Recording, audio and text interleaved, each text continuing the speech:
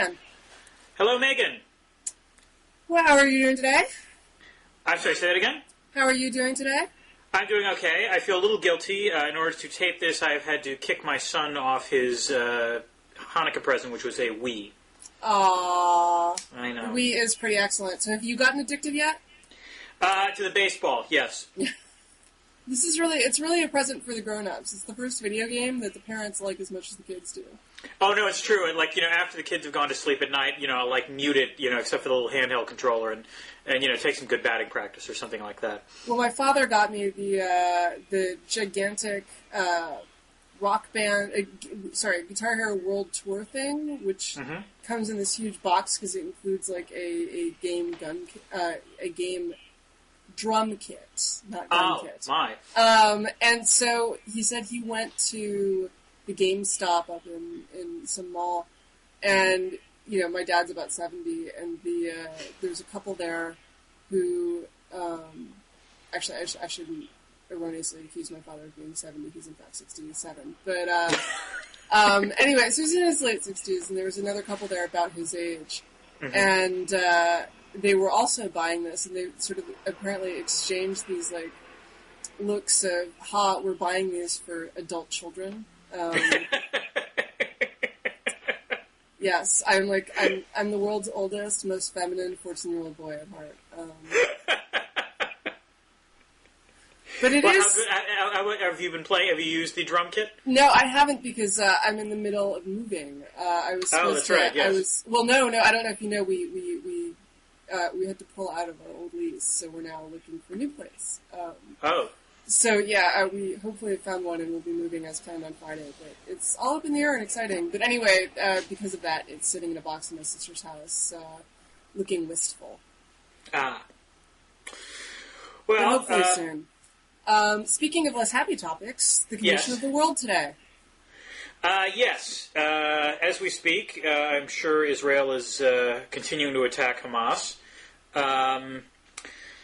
This is not my favorite topic because, I prefer topics where there might actually be a solution sometime in the offing, and there doesn't appear to be one here.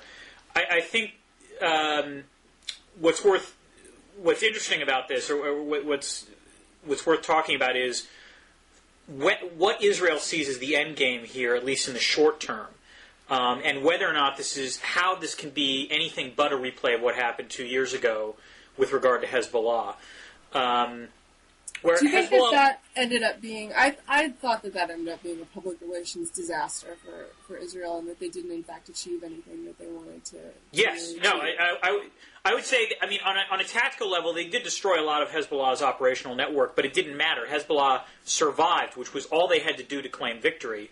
Right. And domestically within Lebanon, there's no question they were enhanced in terms of their political profile. So, no. On any political or strategic level, it was an abject disaster for the Israelis.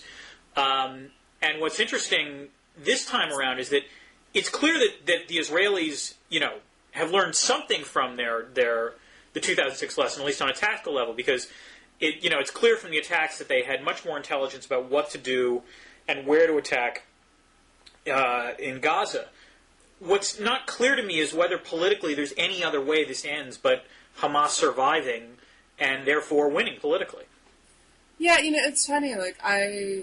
I 2 years ago I was guest blogging for Instapundit, and I said this is horrifying public relations for Israel.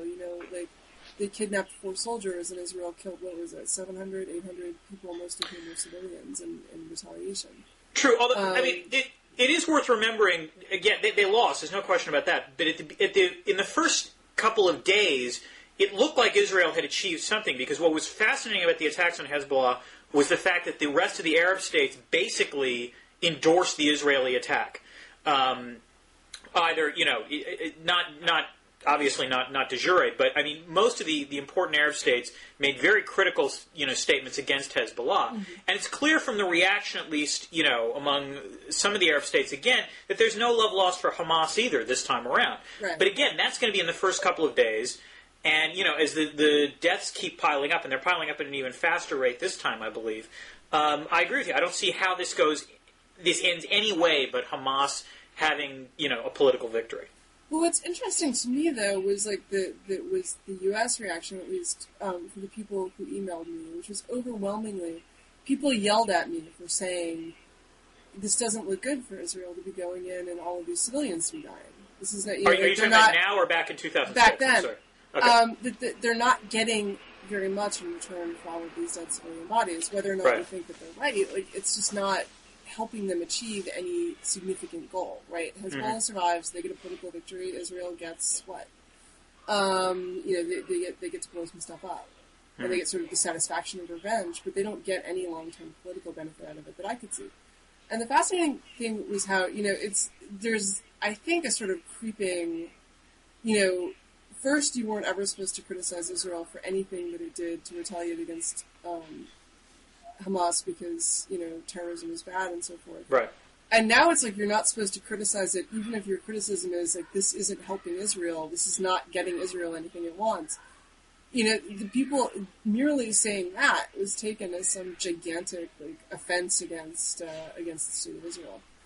And I think that this is similar, is that, you are seeing this fracture of people who are saying, even when all you're criticizing is the fact that, Israel's not going to get anything out of this. They're going to rack up a lot of bodies, and politically that's probably good for the woman whose name I cannot pronounce for the life of me. The head of Kadima. Yeah. Because, now Netanyahu can't really run to the right of her. I'm going to kill 1,000 Palestinians a day or whatever. Well, I think this depends on what happens by the time the elections come, which is, the way I think, the person I think this helps is Bibi Netanyahu. Because, as I said, I don't think there's any way that in the end Israel wins this politically. And therefore, Ehud Barak, who's the defense minister, and the woman in Kadima, who's the head, are going to come out losers relative to Netanyahu. So in the end, I think, paradoxically, the futility of military policy in the occupied territories will lead to a hardliner taking control of Israel. Probably similarly in Hamas, the basic futility of firing rockets that don't hit anyone and getting a ton of your countrymen killed will make Hamas look like big heroes. So it's a fairly grim way to end the year. One of my questions is, why now? Do you think Ezra Klein had said that he thought that what this was is that the Palestinians don't want to take their chances with an Obama administration, and that they're pretty sure of how the Bush administration is going to react to this sort of thing? Rather, the Israelis, not the Palestinians. Right. And therefore they decided to attack now rather than handing a problem to Obama that Obama might not resolve as far in their favor as the Bush administration does. Do you think that there's something to that, or? Yeah, I do. There's no question that if they were to waited a month or two to do this, it would have been much more problematic. And it's not clear Obama would have reacted. Clearly, Bush has reacted the way if you were Israel and you were trying to write up how you wanted the U.S. to respond officially, this would, the Bush administration has done that by basically placing all the blame squarely on Hamas. So there's no question about that. I actually think there's another. I linked to this. Shadi Hamid has a good post at Huffington Post, arguing why Hamas triggered this. In some ways, Hamas also played a complicit role by continuing to launch the rocket attacks as the ceasefire ended, knowing that this was likely going to spur this kind of response. So, and it's a similar story, the story isn't similar. I'm sorry, in that it had less to do with Obama and a lot more to do with the fact that Hamas, as a governing institution, has not done terribly well. So if they can somehow create a bigger boogeyman or create a diversionary war, they'll go that route. So. This is one of those things where unfortunately, all the short-term political tactics appear to favor war. Well, that's actually possibly a good lead-in to something else we wanted to talk about, which is, countries triggering wars because things aren't going so well domestically. There's first of all, there's some literature on this just in the U.S. that first-term presidents are especially likely to trigger wars when there's a problem in the economy as they sort of go into re-election. Mm-hmm. This is sort of a general theory that seems to be pretty sound, which is when you have domestic economic problems, it's probably a good time to find a foreigner to draw the whole country together against them and not against the guy in charge. Yeah. And of course, this is a really grim time for the world economy. And I know that you've, because in fact we're going to have some stuff on our website, a video with you, but you know it's already up, right? It's already up, but it's not officially launched until that was illicitly found by. I didn't know. I'm sorry, because I linked to it, but I linked to it because I saw Virginia Postrel link to it. Yeah, no, I don't know how she found it, but it shouldn't have been discovered quite yet. It's not a big deal, but okay. Anyway, so we had you in to talk about this, and this seems like a good time to elaborate on that. I mean, talk a little bit about what you think the world economic crisis means for the geopolitical situation. Well, what you're talking about is diversionary war theory, which is the argument that if leaders are doing badly domestically, one of the ways in which they can potentially stay in power is to launch an external war, to create an external boogeyman that allows a rally around the flag effect. And I think probably the best example of this historically was the Falklands War in 1982. On both sides. The reason the Argentinian junta launched the war is that they were domestically ridiculously unpopular. And one of the reasons, no doubt, that the UK refused to negotiate about this was because Margaret Thatcher was almost equally unpopular in the UK. And it was not until after the victory in the war that she then called an election and was re-elected. I remember that. She won she won the war. The patriotic sentiment was riding high, and 5 weeks later she had another election. Right, exactly. So, that's always sort of been thought of as the paradigmatic example of of how domestic unpopularity can lead to external war. And there's no question, there's going to be a lot of political leaders in the next year. They're going to be domestically very unpopular. Can you name some? Sure. Hugo Chavez in Venezuela. I mean, first, let's consider the oil regimes. The regimes that have been heavily dependent on oil exports. To maintain their popularity and can't afford, because of various extravagant promises, oil below $50 a barrel. So that's Hugo Chavez and Mahmoud Ahmadinejad in Iran. To a lesser extent, it's also Russia's leaders, although they have a somewhat larger war chest to defend themselves. But still, it's going to be an issue there as well. So all three of those countries might have an incentive to make mischief because they lack, the resources to buy off domestic discontent. That's the first group. The second group consists of states that might threaten to break apart, or that are in such dire straits that they will be willing to do anything to distract. Pakistan certainly falls into this category, as their recent troop movements from the northwest frontier to the border with India suggests. I'm trying to think of other examples of sort of failing states. I mean, and the other problem is not just diversionary war externally, but also, in some cases you're going to just have simple out-and-out riots. As you've already seen in Greece, and now did you see Iceland is actually having these demonstrations against the banks? No, I did not see that, but it's not shocking. But yeah, Greece is a good example. I mean, in some ways this is Robert Kaplan's dream come true. And in fact, Kaplan has had an article, I think, in The Atlantic on Greece, where he thinks this is just the beginning, we're going to see a lot more of these. And so the question becomes, which economies are in really bad straits, and which ones have enough ethnic divisions or other kinds of cleavages to lead to conflict. And what's striking is that some of them are in OECD economies. I mean, Greece has riots. Belgium's government has been collapsing now for quite some, Do you see any hope for that? I mean, for that resolving itself? Belgium? Yeah. I'm actually going to refrain from commenting. I don't know enough. I don't know enough about the internal Belgian politics, and also whenever I say the word Walloon, I start giggling, repeatedly. So it's just a silly name. Sorry. Just tell the Walloons that. Just the Walloon. Yeah, that was my shout out for the Walloons. But no, I mean, I'm not. I'm hopeful it'll resolve itself, but I don't want to. I don't want to comment any further on that. So yeah, there's a lot of potential instability, and this doesn't count the fact that you're seeing the economy's dropping like a stone across the Pacific Rim as well. So yeah, there's potentials for lots of conflict. Now that said, if you ask me to make a pinpoint prediction of where it's going to take place, I can't do that, and I wouldn't be so bold as to do that. Well, I think let's talk about one that I think everyone's worried about, and I don't know whether this is the great thing about Blocking Heads. It's Freeform Jazz Odyssey. So you may just tell me that you don't know enough to talk about it, but China.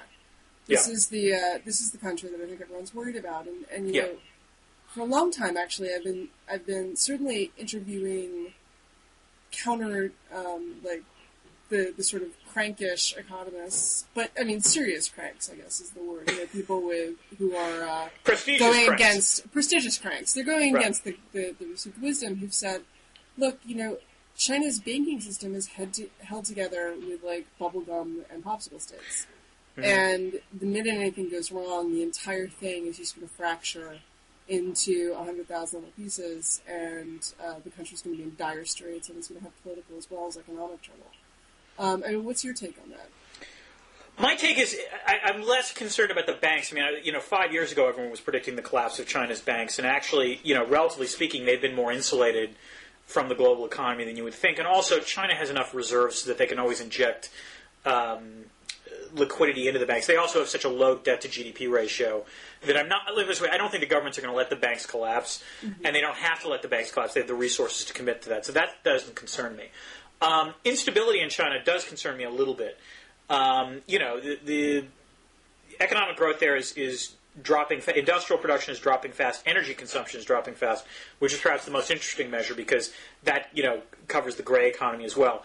The sort of long-term migration from rural areas into the cities is now reversing itself because there are no jobs now in the cities. Right. And you're starting to see, you know, more and more discontent. And what's striking is that even during the last couple of years, when growth was off the charts, you still had a lot of riots in China. It was just sort of this low level, you know, I mean, the Chinese government liked to talk about this, like what, I think it was 100 or 200 of these things every day or something, you know, or an awful lot of them. So, yeah, it wouldn't shock me if you have general violence going up in China. And it's remarkable how in China, you know, one symbolic riot can wind up, you know, galvanizing, you know, students and workers into a larger protest movement. Whether that will happen this time, I don't know. I mean, I would put the odds at 30 or 40% of that happening in the next year, probably. Because, again, because China has been so dependent on exports to fuel its growth, and because the export growth is going to be negative for them next year, there's very little new sources of economic growth for China. And, you know, that violates the social compact that the Chinese Communist Party has with its citizens. So here's a question. It's maybe a two-part question. I mean, the thing that I was thinking as you were talking is, you know, does this push China back towards communism in the way that, you know, communism has had a resurgence in some of the Eastern Union because people remember that, you know, they may not have had much, but at least it was kind of steady. And they weren't in the upper echelons desperately trying to hold the whole thing together, so they're not aware that, you know, it wasn't, the reason it collapsed in the first place was that it wasn't sustainable and hadn't been sustainable for decades. And in fact, it's just been propped up by high oil prices. And I was wondering if China would go back to communism. But what I was thinking even more than that is, like, where are the new crank economic ideologies? The socialism and the fascism of the aughts. You know, like the 1930s galvanized this rise of political/economic ideologies that were supposed to be an answer to the failure of capitalism.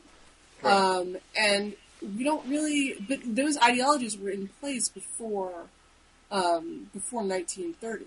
So is there anything like that, or is this going to be a different kind of crisis? Well, I think the difference might be that the ideologies that you were talking about had, for lack of a better way of putting it, universal appeal, and that they presumably could be applied in any country. It's possible that the radical ideologies this time around are going to be a little more localized. I mean, certainly one would argue that you know, radical Islamic movements are in part been a reaction to globalization and the fact that countries in Muslim areas have felt left out of the benefits of globalization. Beyond that, you know, I think you're going to see movements rise up that are basically simpatico with nationalism of one kind or another. And part of the reason I think that fascism and communism played well during the 20s and 30s was it allowed countries, and remember the kind of communism that wound up winning in the 30s was not the sort of second international, we are all one party, you know, right, global struggle thing, but rather the Stalinism in one country approach of communism. So basically, I think you're going to see ideologies that wind up appealing to nationalist sentiment. And this is, again, and we talked about this in the Atlantic video. I mean, my concern right now is that, to paraphrase Nixon, we're all Keynesians now. When you have Marty Feldstein saying, yes, for God's sakes, we need much greater government stimulus, we're living in a Keynesian world. And my one concern I've got is whether or not Keynesianism gets mixed with nationalism. Which is to say that governments that decide to try to boost their economies will also enact measures to make sure that whatever boost they offer does not spill over to the rest of the world. And so as a result, you wind up with much greater autarkic policies. Do you think that there's a real risk that will happen in the Obama administration? I don't think Obama will do it as a... I tend to doubt that Obama will... and look at it this way. I've been a critic of Obama's trade policies since he started running. That said, I also don't think he's the second coming of Smoot-Hawley. So I don't think Obama, in and of himself, would pursue this kind of policy. However, if the rest of the world decides to start pursuing these kinds of policies, it wouldn't stun me if the Obama administration pursued some kind of reaction to it that basically, ratcheted up labor and environmental standards, for example, as a way to effectively, create new barriers. So you think that there's a real possibility that we do what we did in the 30s and withdraw deeper into our borders? I would say that the trend is in that direction. I'm optimistic that we don't get it never gets as bad as it did in the 30s. And I'm certainly hopeful about that. But, yeah, I think the trend pushes in that direction. Well, here's something that we didn't talk about in our Atlantic video. Entirely new content for Blogging Heads watchers. What we didn't actually talk that much about is the multilaterals. A lot of people, when you express worries about Obama's trade policies, say, well, the WTO won't let that happen. But, of course, countries can pull out of the WTO. They never have. But... it's possible. We don't know how robust these institutions are. And then what I've been thinking about a lot lately is the euro. And what happens when there's a really major national default, which is looking a lot more likely these days. Is Germany going to be willing to subsidize? Germany has been willing to sort of implicitly subsidize Italy and some of the eastern states. But when that... If that becomes a really huge cost, and their economy is in the tank at the same time, are they going to be willing to bear it? Conversely, is Italy going to be able to stay in a deflationary economy with a central bank that's absolutely obsessed with inflation? I think it's the second. I think the second scenario is much more likely. Italy pulling out of the euro is more likely than Germany deciding to scupper the arrangement. The Germans are still good multilaterals in a lot of ways, and I don't think they want to be seen as responsible for breaking up the euro. The Italians, on the other hand, might very well have reasons to try to get out of that kind of deflationary environment. Well, economically, they've been having trouble with it for... Yeah. Sorry about that, Internet. We had a little technical glitch on my end, but we're back, and we were talking about the fact that Italy, has historically, before it entered the euro, used basically a cheap currency to subsidize its manufacturers, which really weren't sort of cost competitive any other way. They don't have sort of Chinese levels of low wages or American or German levels of productivity, and so they've always used these competitive devaluations, which is why, of course, the old joke about trying to figure out how many zeros to stick on the end of your bar tab when you went to Italy.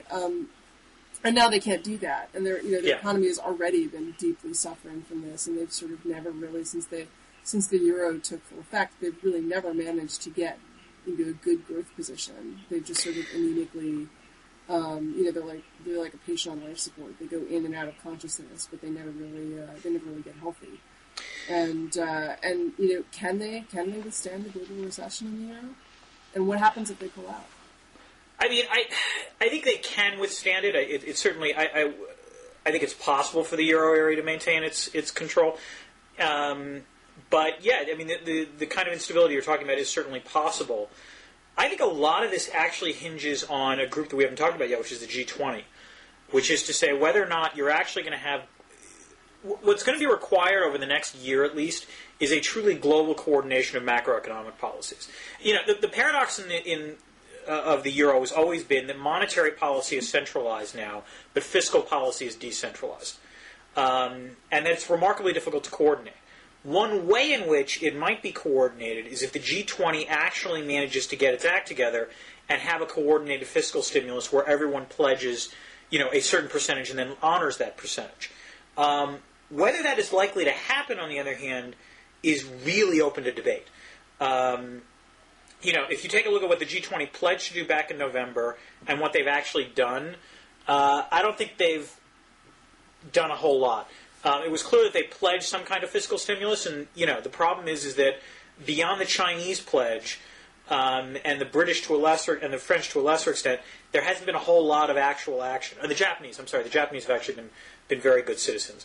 But India's put forward a pathetic stimulus. Brazil has put forward a pathetic stimulus.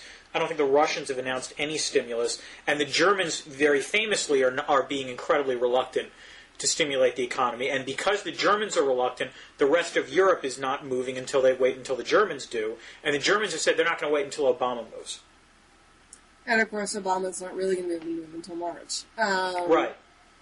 So, the next G20 summit is in March, so it's possible that the dominoes could line up such that Obama gets something done, and then that leads to cooperation by everyone else. But I have to admit, what's happened on the trade front, for example, is not encouraging. The one tangible thing the G20 said they were going to do was not enact any new WTO inconsistent policies. And what's striking is that all of the BRIC countries, within a month of making that pledge, went back on it. Well, they almost don't have a choice politically at this point, right? The emerging markets are all in big, deep trouble. Well, I'm not so sure about that. The other option, which is actually the one that the G20 would like to see, is that they, expand their own domestic economies, that they switch to greater domestic consumption. And in the end, in the long term, that has to happen no matter what. Yeah, you got to remember, one of the underlying, causes of all of this was the huge macro imbalance between the U.S., on one hand, and a lot of the developing countries on the other. China most spectacularly, but a lot of the other countries as well. The only way that gets rebalanced is if Americans consume somewhat less and the rest of the developing world, or the developing world, consumes somewhat more. Well, we're certainly consuming somewhat less. I don't know if you saw the retail data that came out last week from the credit card companies, but shopping dropped like a stone. Luxury goods were the worst hit category, but everything, including online sales, was off. Online sales was actually the strongest category. It fell 2%. Everything else was worse in November and December. And this has been, mostly in the newspapers, it's been portrayed as a huge problem. Mm-hmm. And to me, just knowing the position that the U.S. consumers have been in for years, this is a solution, not a problem. People have to spend less. There was no way that they could keep going. Yeah. And the fact that they're doing it now is, in fact, in the long term, a good sign, because the sooner that people retrench, the more able they're going to be to sort of get the economy on a sound footing in 2 years. It's not good for the retailers, and it's not good for the credit card companies either, which are, on the one hand, the credit card companies are slashing credit lines, but they need to make money off of their good customers, and that's increasingly hard to do. Can I ask you, again, just to do the freeform jazz thing, it wasn't a law just passed that made it tougher for the credit card companies to raise their interest rates? I'm trying to remember what actually happened. I think it hasn't passed yet, the last I looked.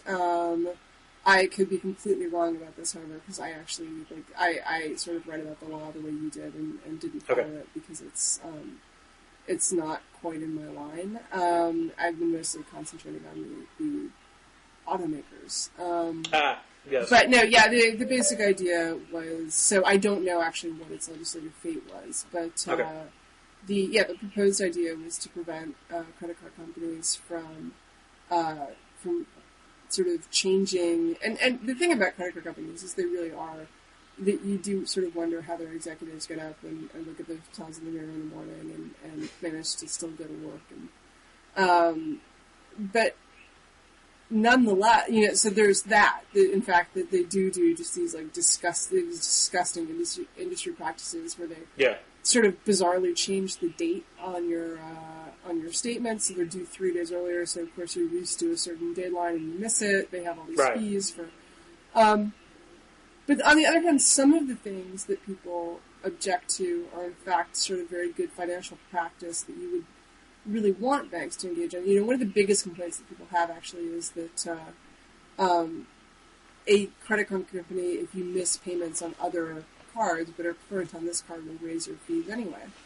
Mm-hmm. And people perceive that as being necessarily unfair, but it's, I think they're thinking about what a credit card is the wrong way.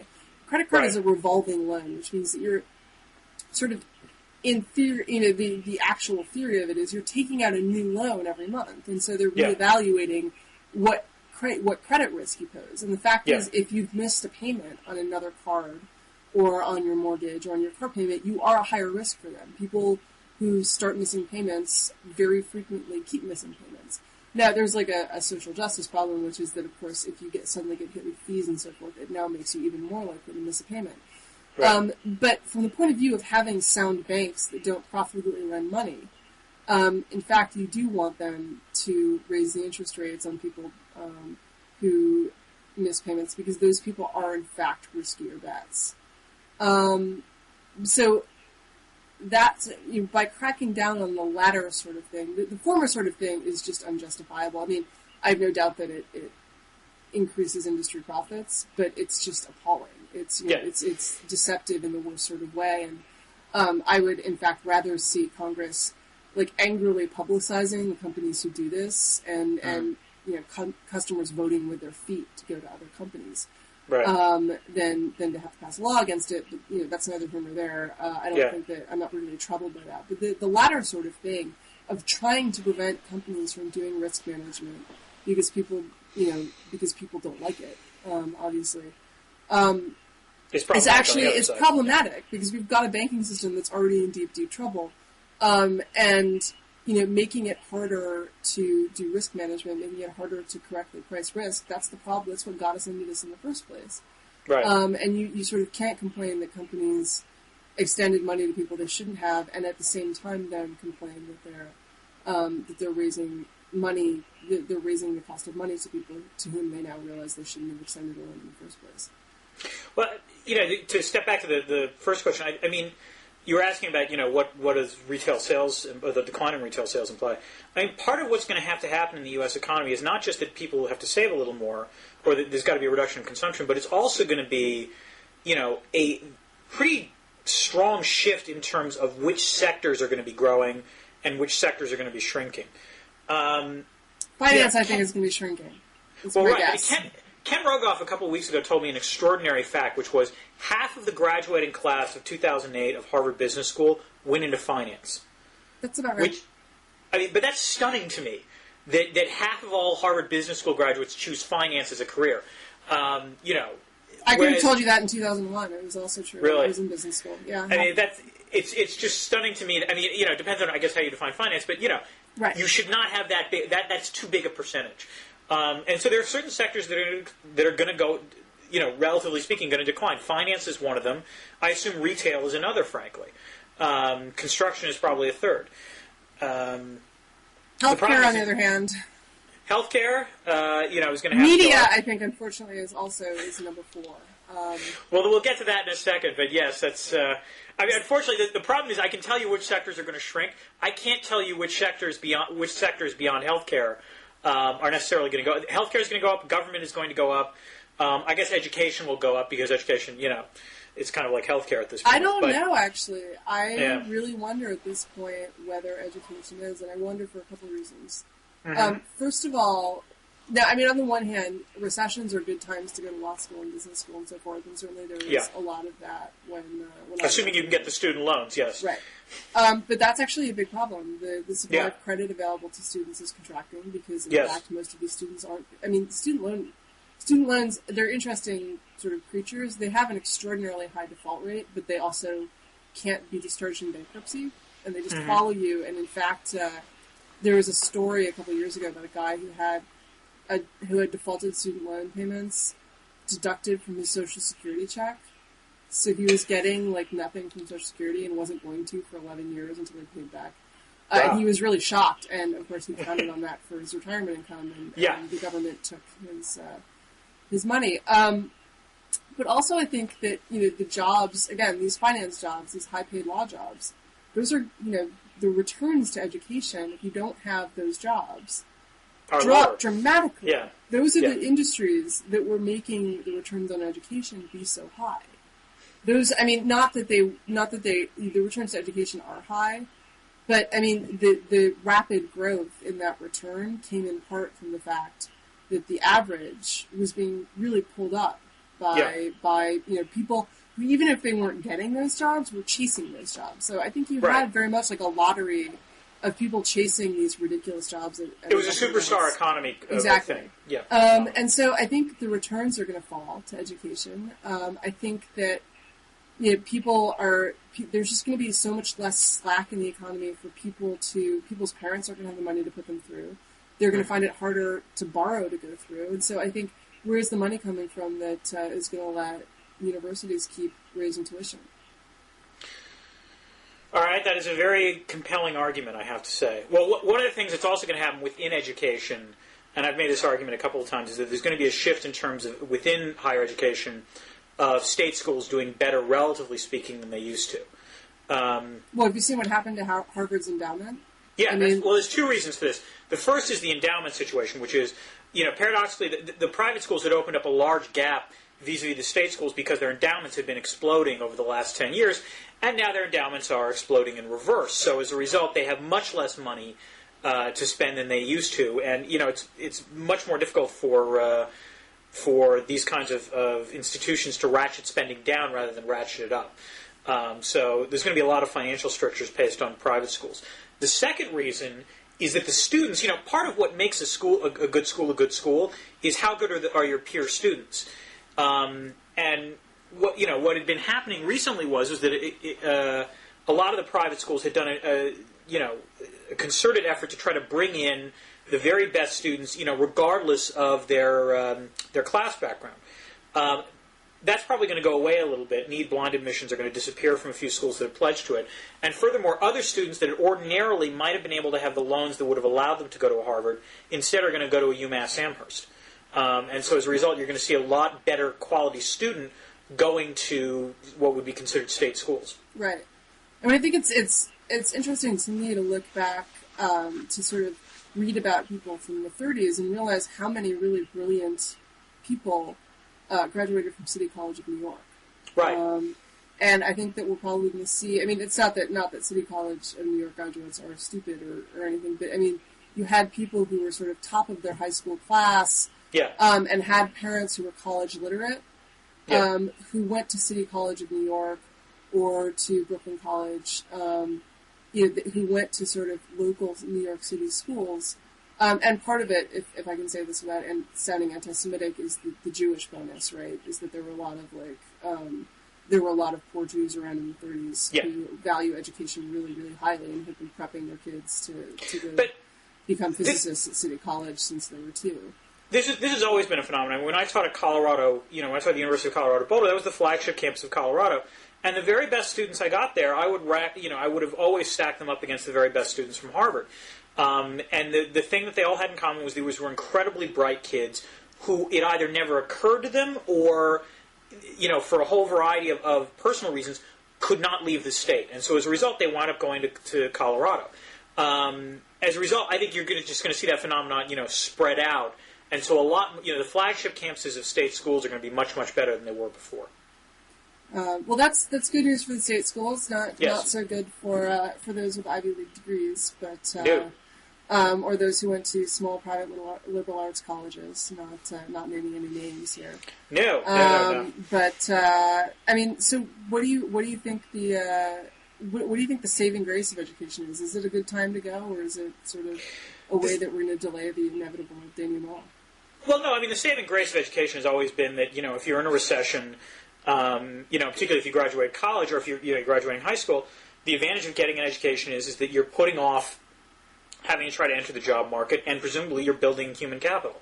These are not bad things. Furthermore, despite what you said before about law and finance, the fact is, since 1980, the returns on higher education, the gap between those who earn a BA versus those who don't, have been widening at an ever-alarming rate. So, that incentive is, even if it's blunted a little bit, it's not blunted too much.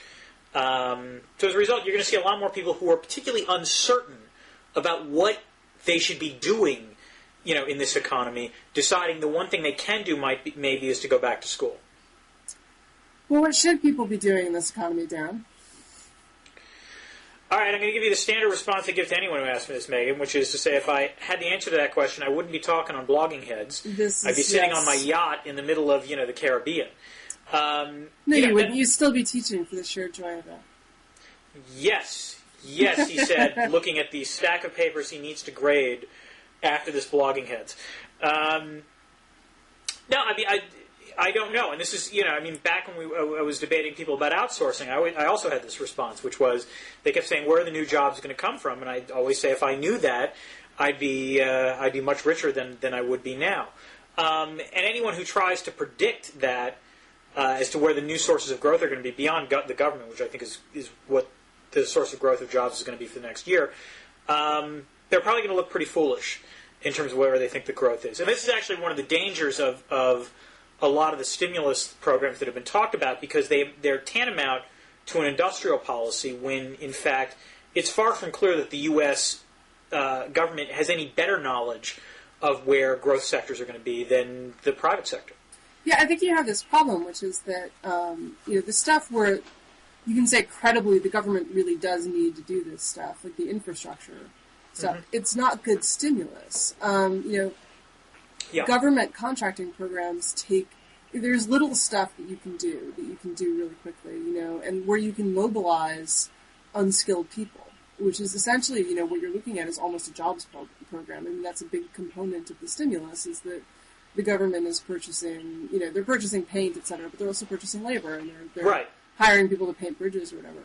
Yeah. The problem is, though, that, my dad pointed this out, because my dad's been in the construction industry for a long time, and he said, people have this idea that it'll just be like FDR, but FDR was working with big pools of farm laborers who basically already knew how to do what he then hired them to do, right? They were day laborers. Well, are you going to take all the secretaries to the bankers from the financial industry and turn them into asphalt layers? I bet a patent lawyer would be able to lay asphalt pretty soon. Well, in fact, this is skilled work, which is one of the things, is that construction has gotten a lot more skilled in the last 50 years because it involves a lot more machinery. Operators go to school for quite a while to learn how to operate this equipment. It's not simply something that you get a guy out with, a shovel and tell him to dig a hole. In fact, there's actually, correct me if I'm wrong, had been a labor shortage on some of these very high-skilled areas. I mean, I remember blogging about this a couple of years ago. Like Swiss-style machinists, for example, there was an incredible dearth of them in the United States a couple of years ago. Arguably, there still is in some construction trades. And so that's one problem. The second problem is that, the contractors don't operate this way. The contractors, people have been talking a lot about this backlog of state government work, right? That the states had projects that they'd already basically designed and so forth. Well, you still have to put it out to bid because the price of materials has changed. Whenever this was greenlighted, no one is going to do the work, and no contractor has been sitting around on his butt with a full crew just waiting for the state to greenlight it. So the contractor has to, first of all, you have to put it out to bid. The contractor has to bid on it, and then has to get the job. But he also needs credit. Contractors work on credit. And this is a terrible time to be getting it. So that, the government's going to very possibly need to provide some sort of financing thing, because, a lot of the subs, it'll be like 120 days between doing the work and getting paid. After the way that the contractors get paid, the subs can wait 120 days is long. But the subs can wait quite a bit, and they need to finance all of that on contract, on credit. And so, so you've got all of these issues. Then you've got the fact that the government approval, the federal government process, right, is Byzantine. And when you put federal money into a project, my dad's commission estimated that it added 4 years to at least 4 years to the time that it would take to complete a project, which is why Amtrak's high-speed rail, which was greenlighted in 1992, is now going to be completed sometime in the late in the next decade. So, this is not stimulus. By the time, at the very minimum, you get the stuff bid out, find a credit program for the contractors, et cetera, you've gone way beyond any reasonable window for stimulus. Well, I suspect, I assume what the Obama administration is going to do when it comes in is, I was asked, I think, on NPR, what kind of, which kind of stimulus will Obama pick? And I think my response is, what kind of stimulus will he not pick? My assumption, if I were him, or if I was one of his advisors, would be you can't rely solely on these kinds of projects that you were just talking about. That presumably what's going to come in addition to that is direct aid to the states, because that will probably flush out much more quickly, and potentially a temporary cut in the payroll tax. And that those would be two ways that you could get stimulus immediately to the consumer, right, with the idea that 18 months from now, then the infrastructure projects would then start to kick in and have some effect at that point. But here's the thing, my sense is that politically the Obama administration is very interested in using stimulus as an excuse to do stuff that Democrats have been wanting to do for 25 years, right? Yeah. They're not interested in temporary spending. They're interested in making it as much as possible of it permanent spending. Which, of course, is not stimulus. It's definitionally not stimulus. But that's neither here nor there. So that stuff takes longer to roll out. How much of the money is really going to go in temporary payroll tax that they know, that's one thing where they know they're going to have to hike it. And they really don't want to do anything that they're going to have to undo. I think that this really is a lot about an ideological commitment to growing the government. And, certainly the political reporters I know who talk to people in Congress is pretty open about that, about this being an opportunity for them to really, government is, I think Chuck Schumer is quoted as saying, government is back in style, Right. And so the stuff that you can do quickly is precisely the stuff that's easiest to undo, and so precisely the stuff that my sense, at least, is that Congress is least interested in. And a payroll tax holiday actually isn't, as far as I can tell, picking up much political steam for precisely that reason, right? They don't like tax cuts. No one likes tax cuts. And so there's other fast stuff that you can do. There's unemployment benefits, which I think any sane president would be doing regardless of whether they wanted fiscal stimulus, because people are suffering. You need to extend unemployment benefits. I know, libertarians hate me. And food stamps. But food stamps are they're easy to do, but they're also kind of stupid, because the real problem that people have is not getting food, it's making the rent, right? And that's not helpful. So I just feel like a lot of this stimulus is going to end up being targeted at stuff that's both slow and not very stimulative. Well, see, I would remind you that, this might be a replay of what happened, with the Bush administration. If you remember when Bush came in, the initial tax program that he wanted did not contain a rebate from that year, but as the economic situation changed, that kind of got foisted on him, and he decided, I've got no choice. I would assume that the Republicans will probably get behind a payroll tax cut as their one, suggestion, because it actually has the virtue of being a pretty immediate stimulus, and so for once they would actually be, in quite some time, they would be on the economic, they would have the economic argument in their favor. So it wouldn't shock me if that gets latched onto as a compromise plan, whatever kind of long-term stimulus Obama puts forward. But that would be my tentative prediction as to what will happen. All I know is that this is just one. Oh, well, sorry. Go ahead. Well, I was going to say. So here's to me the million or $1 trillion question: who's going to lend us $1 trillion? This is actually something that's not talked about that much, and it is actually one of the big wild cards, which is China at this point is still going to continue to buy this stuff, buy U.S. debt. And it's not just China. Right now, oddly enough, a massive amount of volatility that's going on in the world helps the United States because, again, as bad as the U.S. is doing, since just about everywhere else is doing worse, the U.S. dollar is still somehow seen as reliable, or at least U.S. debt is seen as reliable. So I just cashed a small payment from the BBC, and it was distressing how much they've shrunk in the last 6 months because of exchange rate changes. Exactly. The fact is that what has been one of the sort of shifts that's happened over the last couple of months is that a lot of foreign investors, instead of buying what had been somewhat higher returning U.S. paper, for example, Fannie Mae or Freddie Mac bonds or commercial paper or something like that, they've all basically just switched to U.S. government debt. So as a result, the Fed has wound up buying off a lot of this stuff, and that's why their balance sheet is not terribly rosy. But at least in the short term, as long as investors, are continuing this flight to quality, U.S. debt will still be relatively cheap, which means the U.S. can still pursue this kind of policy. I think the sort of moment of reckoning on this is not going to be next year. It's going to be 2010.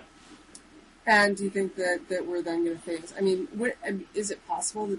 I don't think that we're going to end up in a sovereign debt crisis, but I can very easily see us ending up in a sovereign debt problem, where the United States for years has been the risk-free rate. At what point do people start demanding a premium on our debt because we've got so much, we're running such huge deficits?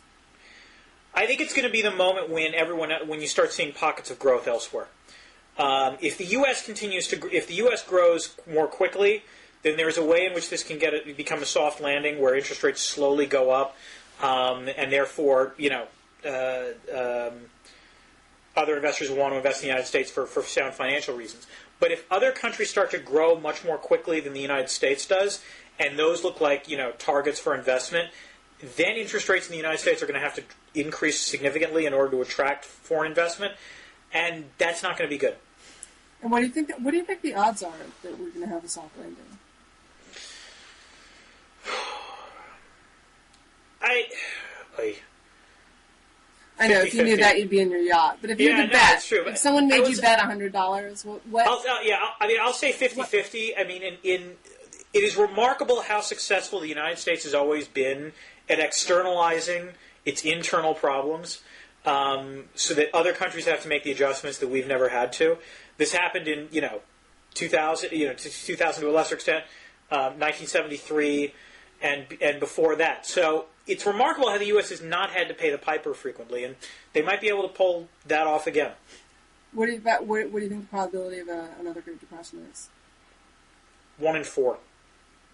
Yeah, I'd say that sounds about right. Although I don't think that we'll ever see 25% unemployment again. The universe, I'm sure, will now probably reward me with like a 30% unemployment rate. And I have no doubt that I will be standing the bread lines along with everyone else. But you saw what Virginia Postrel said about our Atlantic yes, video. Yes, looking at it, you could tell that we both had jobs. My response was going to be, it was just because I was talking to you, Megan. I mean, you have that effect. Yes, anyone in close proximity. But, honestly, I think that there's an element of truth to that. We do both have jobs. On the other hand, I'm in the media industry, and you never know with the media industry. Well, I'm about to sort of semi-join the media industry since my blog will be moving to foreign policy. That's right, and on January 5th, right? Yes. Congratulations. Mm-hmm. Thank you. And I guess that this is a good time then to close with our predictions for the coming year. What are you predicting? Here's one prediction or one question, which is, let me throw this at you. I mean, I have to say, first of all, looking back, I did put a predictions post in 2000, beginning of 2008, and I was very proud. I got Obama winning the Democratic nomination and the presidency, and I got No Country for Old Men winning Best Picture. On the other hand, I had Mitt Romney winning the Republican nomination, and I think I had Bono winning the Nobel Peace Prize. So, I wound up batting about 500, but I did get the big one, which was Obama, and I'm kind of pleased with that. What are the big questions this year, do you think?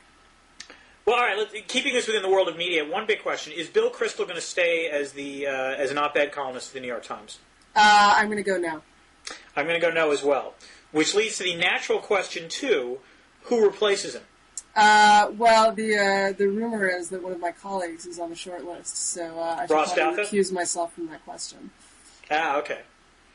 I'm trying to think. I thought of Ross as well, but it's not clear to me if that would actually happen. I'm trying to think because another direction the Times can go. I want to make it clear that I have absolutely no knowledge of this, except that everyone comes up to me at parties and says, "So is Ross going to replace Bill Kristol?" And I have no reason to think that Ross would leave our happy home to go to the New York Times. Yeah, it's old media anyway. All right. Here's another question then. What newspaper will go? The Christian Science Monitor went completely web this past year. What newspaper will be the next sort of domino to fall there? One of the Detroit papers. That's fair. All right, I'm trying to think other media questions. Let's see. What will be the the Christian Science? There's the Christian Science Monitor. How far will advertising revenues? By what percentage will advertising revenues fall in the next year? You mean across the board? Across the board. I don't know. I'll go 10%.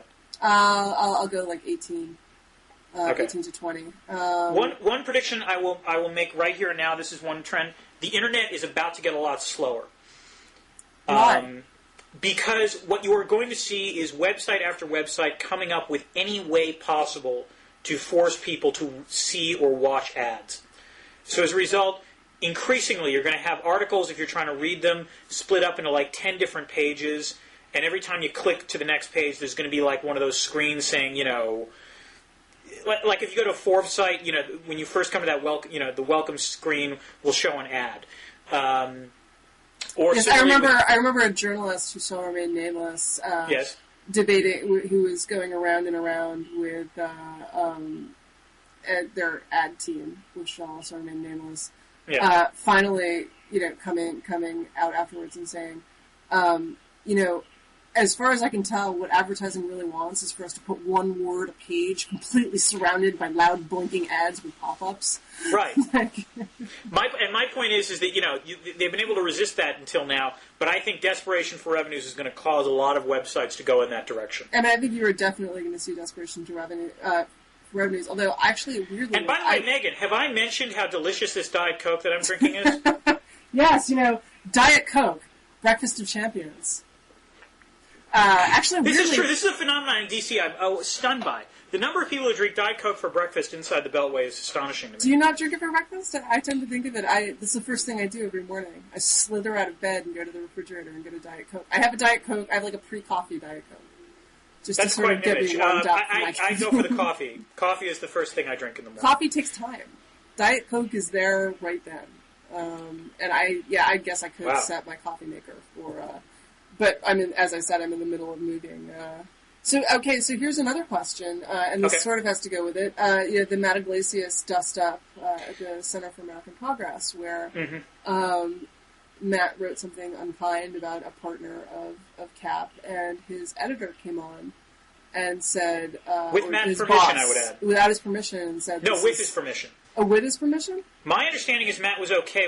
That Matt was perfectly fine with Palmieri going on his blog. But at any rate, she said, I want to make it clear that these are only Matt's opinions, and we love Third Way and so forth.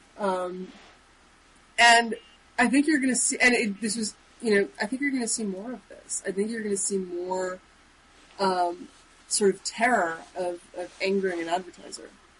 More what? Say that again. More what? More terror of angering someone who provides your organization with money. I think it's going to get a lot harder to let. I think that journalistic freedom at some outlets certainly is going to get challenged simply because, I know at The Economist, it's no secret that they lost AIG and Johnson & Johnson and several other companies. I think all because of. One guy, the New York bureau chief, who liked to write stories that were true. He was sort of an interesting right-wing muckraker. He hated Johnson & Johnson because they hid the liver damage problems with acetaminophen, and he went after them and wrote a story that caused them to pull out of advertising. And similarly with AIG, he thought Hank Greenberg was scum and wrote many stories to this effect, and then AIG pulled out their advertising. Yeah. And The Economist is more than almost any other publication has the luxury of doing that because they're profitable. They're really profitable. They're profitable on their subscription base and also on their ad revenue, which is unheard of in the industry. Most people, if they cover their printing costs with their subscription base, they're really happy. And I think as ad revenues are threatened, letting journalists, especially business journalists, piss off advertisers is going to be more and more problematic.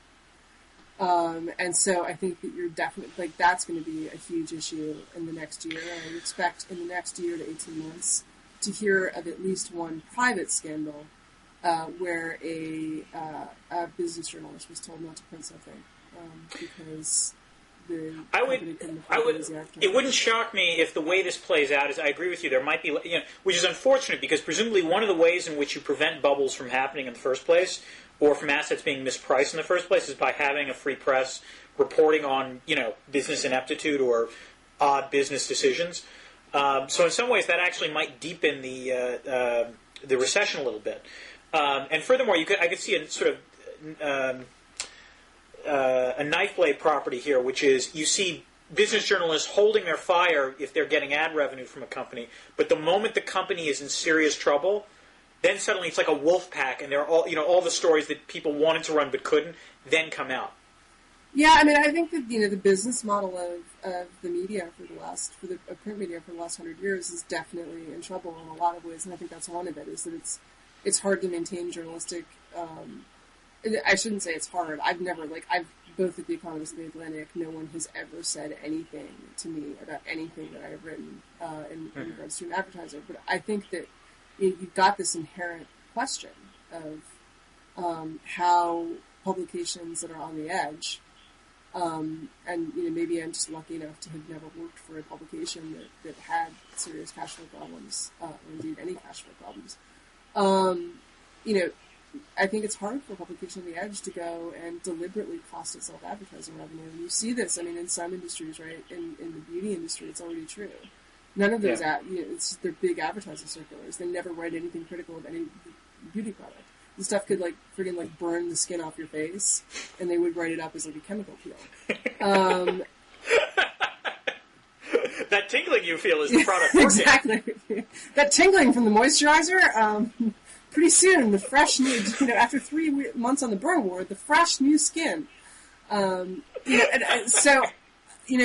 that going to be continued? And, and it's always been sort of an issue in, automotive journalism and so forth. But the Motor Trend, et cetera, have actually often managed to, they write critical reviews of cars. Yeah.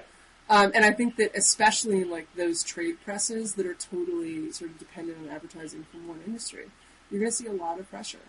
On the editorial lines because the media business is not doing well, and it was able to sort of force advertisers to subsidize its operations and basically truth telling when it was growing, and now that it's really in a period of desperate shrinkage, I really wonder if there isn't going to come a point where the media outlets with integrity are just going to start looking for a new funding model. But I don't know what that would be, right? It's not, you don't solve the problem by getting private foundation funding, or indeed by getting it from the government. The conflict of interest problems remain. Well, could you just shift? Could you see a nonprofit model set up where basically, media outlets wind up, being run much more like philanthropies or other kind of nonprofit organizations? I think you have it's not that, like they're making right? profits now, but what? That's that's the political press now, right? The New Republic, the American Prospect, the Weekly Standard, the National Review, et cetera, et cetera. They're all, these guys get money from outside. I think the issues with that are, first of all, you're then in hoc to your funders, and you run into the problem Matt did, and that's working for a nonprofit. So why is he getting censored? Because the nonprofit also needs money. And if you're working for the government, there would be government officials who would be mad because you wrote something. Maintaining editorial integrity is difficult in the face of needing money. And so I don't think that it gets around the problem. And the other problem is that then those places are always just perpetually starved for funds. They're always going out of business or about to go out of business. Or and you get a few places that are really well funded by foundations. But in general, there's I don't think it's a viable substitute for advertising. I don't think that you can do those places. They run on a shoestring. They don't do that much investigative journalism. Think of trying to run the New York Times that way. I can't imagine. Yeah. No. Well, on that cheery note, I'm afraid I must sign off. Yes. So yeah, we're all going to hell. My business is in sad decline, except for my little corner of it. Business journalism is actually doing really well, which is really sad, but. No, unfortunately, teaching global political economy right now is relatively exciting. I wish we both had less exciting lives, actually. Yes, I agree. Anyway, on that note, it's good to talk to you, Dan. Happy holidays and Happy New Year. You too. Take care. Bye. Bye-bye.